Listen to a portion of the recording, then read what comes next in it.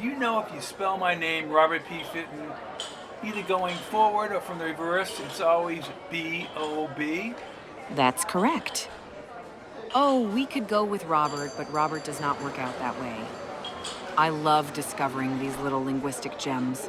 Your name is basically the Swiss Army knife of palindromes, functional from every angle. I actually use Trevor in one of my books.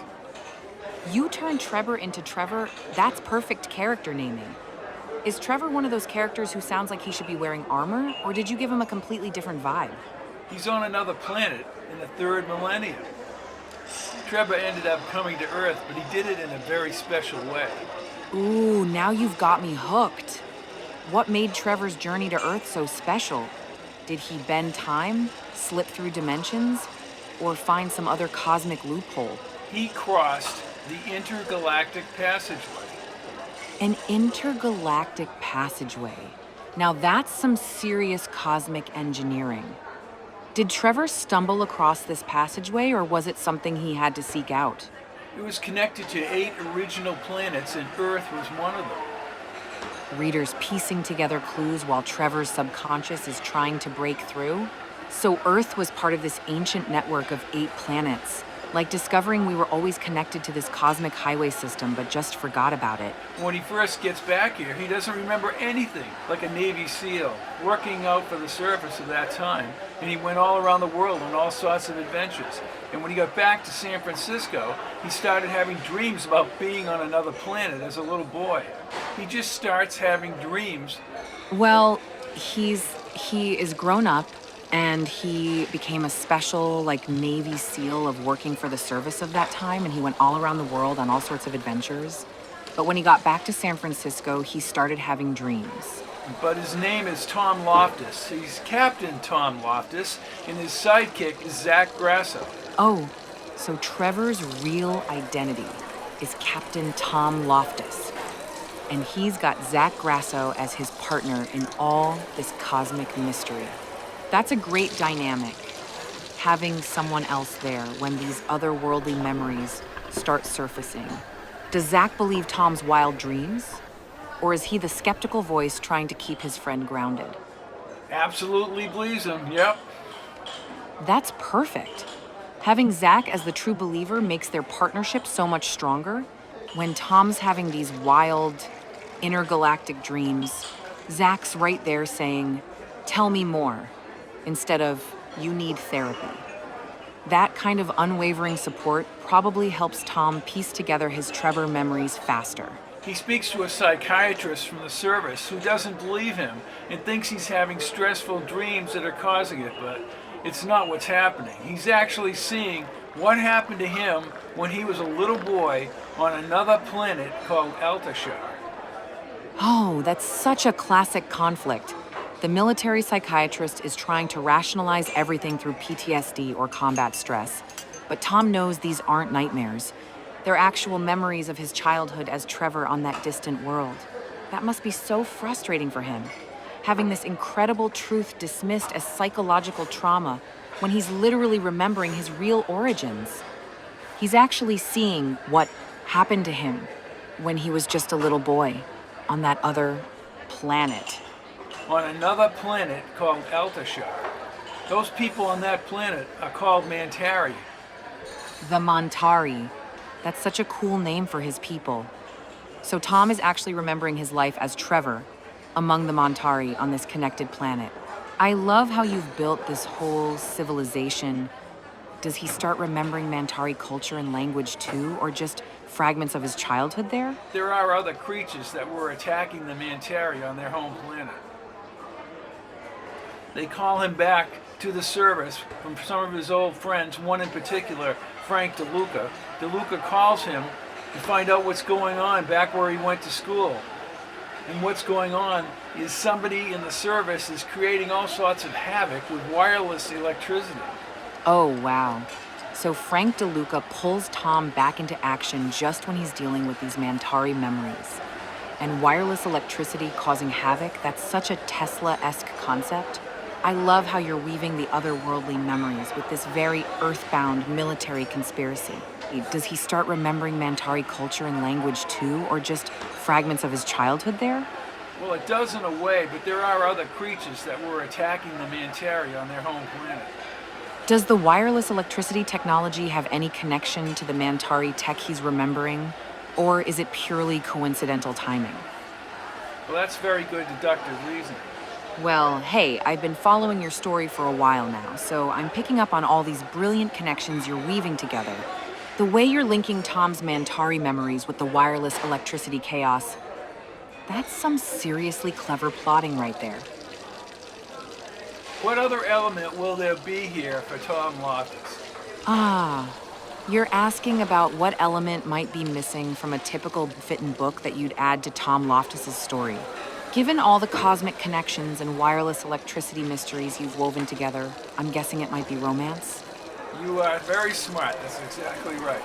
Someone for Tom to care about while he's juggling Mantari memories and saving the world from interdimensional threats? In the first book, he went to school and was training like an ROTC cadet. But it was a little bit different. He met a woman who was an English major a year ahead of him, named Kath. And Kath is the love of Tom Loftus's life. He was torn between what the service wanted him to do and whether he should stay with Kath up in Appleton, but he chose the service, and he regretted every minute of it. I love how you're building this whole universe with Tom, the Mantari memories, the wireless electricity conspiracy, and now romance to tie it all together. That's gonna make for one heck of a compelling story. Exactly. Get this. He's got to go up there and find out what's going on with this wireless electricity. He knows all the players, and I'll let you know who they are in a minute. But he has to go back. Like Zach says, you're going back to see Kath. Oh, wow. So Kath is his great lost love from Appleton, Vermont? That's such a heartbreaking backstory. Choosing duty over love and living with that regret. Now I'm wondering if she's going to come back into the picture while he's dealing with all these Mantari memories and wireless electricity mysteries. It was so intense that he wanted to see Kath, but he didn't want to interfere with the mission from the service. So he sent his reporter friend Mike Brand out there to find out what was going on. But what happens to Mike Brand is the bad guys from the service find out this guy's been spying on them and they take him out. Oh no! So Tom's trying to protect his feelings by sending Mike Brand as his advance scout, but now Mike's been eliminated by the corrupt service agents. That's gonna hit Tom hard. His friend paid the price for Tom's emotional conflict about seeing Kath again. The tension between his mission and his heart is going to make this so compelling. The name of the first book in the whole series of Sojourn was The Shanghai Incursion. This particular book is called Desperado, which is Tom Loftus's code name in the service. Oh, Desperado. That's such a perfect code name for Tom. Tom's trying to convince himself it's purely professional while Zach sees right through him. Classic case of I'm definitely not going there to see my ex while secretly hoping she still lives in the same place. The Shanghai Incursion is a very good book. It not only introduces the reader to Tom Loftus, but has a compelling narrative and adventure. And this war with China is really something else. So he comes out of all that, and he's given some money by a former agent that he uses to construct a restaurant in San Francisco, thus the San Francisco connection. Ah, so that's how Tom ends up in San Francisco. The Shanghai Incursion sounds like it really sets up his whole character arc. Surviving that intense war with China, and then using his payout to start fresh with a restaurant. That's such a great way to ground him in civilian life, before all the Mantari memories and wireless electricity chaos pulls him back into the action. And the Chinese are using transhumans to fight against people trying to invade Taiwan. Whoa, transhumans in the Shanghai conflict. That's such a brilliant sci-fi twist. China deploying enhanced soldiers to defend Taiwan. That must have made Tom's mission incredibly dangerous, fighting against opponents who are literally beyond normal human capabilities. He loves that type of mission, and so does Zach.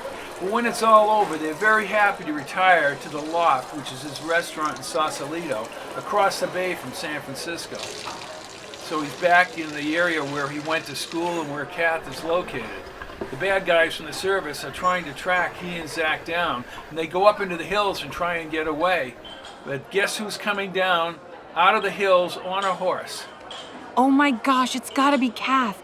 She's riding down on horseback just when Tom and Zach are running for their lives from the corrupt service agents. Whoa, plot twist. And just before that, he met a young man, probably 18 or 19 years old, who looks surprisingly like Tom Loftus. So there's a young guy who looks just like Tom. That's gotta be connected to his past life memories somehow. Maybe this kid is part of the Ancient Planet connection. Or could he be related to Tom in some way from his forgotten past? No, it's pretty simple. He's Tom's kid. Oh, wow. That changes everything. So Tom has a son he never knew about from his time with Kath.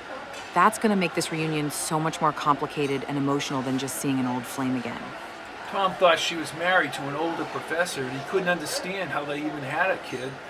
Oh, that's such a classic misunderstanding. So Tom assumed the kid belonged to the older professor Kath married, never realizing he was actually the father all along. Talk about missing the obvious clues. The whole area where they went to college, I call it Appleton, Vermont. That's a fake place, but it's really Amherst, Massachusetts, and the valley is the Pioneer Valley. So you're using Amherst and the Pioneer Valley as your inspiration for Appleton, Vermont. That's such a perfect setting for Tom and Kath's reunion, especially with your connection to Emily Dickinson's territory. The whole area has that perfect blend of academic atmosphere and New England charm that would make their story feel so authentic. I even hiked the trails over and over again so I could get the exact trail that Tom Loftus and Zach took when they were being chased out of Appleton. That's incredible dedication to authenticity. You actually hiked those trails multiple times to map out Tom and Zach's exact escape route.